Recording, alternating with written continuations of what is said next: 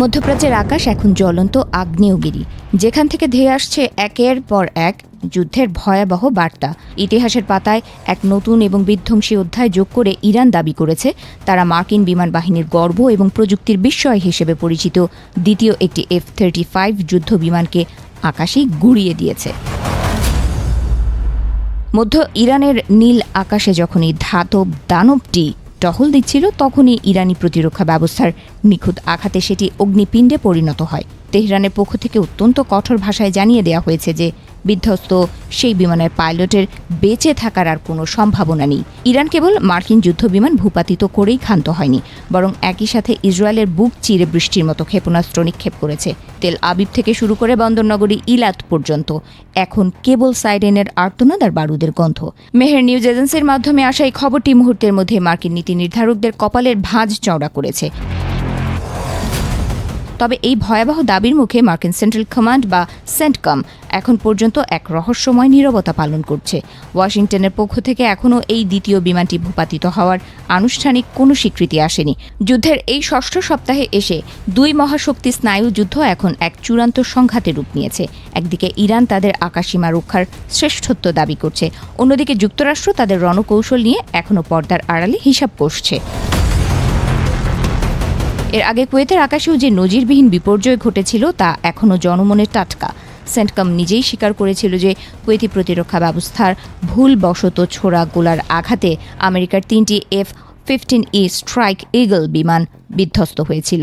সেই ক্ষত শুকাতে না শুকাতেই এখন ইরানের সরাসরি হামলার দাবি পেন্টাগনকে কঠিন চ্যালেঞ্জের মুখে ঠেলে দিয়েছে।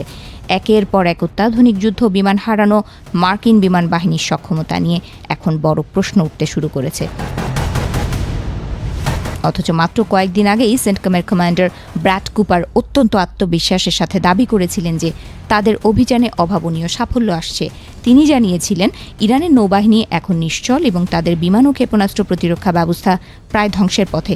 কিন্তু মাঠ পর্যায়ের পরিস্থিতি যেন এক ভিন্ন গল্পের ইঙ্গিত দিচ্ছে।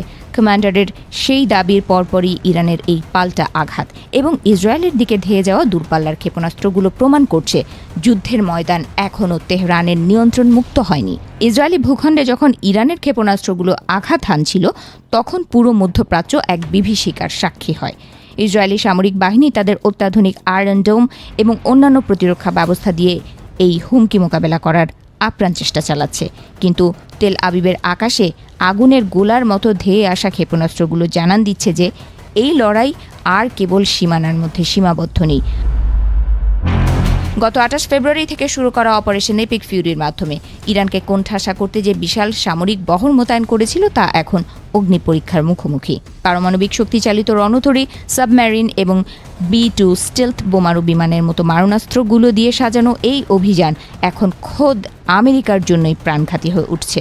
$450 বিলিয়ন আকাশচুম্বী খরচে তৈরি যে F-35 বিমানকে রাডারের কাছে অদৃশ্য মনে করা হতো, তা যদি সত্যি ইরানি প্রযুক্তিতে ভূপাতিত হয়ে থাকে, তবে তা বিশ্ব সামরিক ইতিহাসে এক বিরাট মোড় পরিবর্তনকারী ঘটনা। একটি বিষয় পরিষ্কার হয়ে যাচ্ছে, বিশ্বের সবচেয়ে দামি এবং উন্নত সেন্সর সমৃদ্ধ যুদ্ধ বিমানটির ধ্বংসাবশেষ এখন মধ্যপ্রাচ্যের মরুভূমিতে মিশে গিয়ে এক নতুন ভূ রাজনৈতিক সমীকরণের জন্ম দিয়েছে।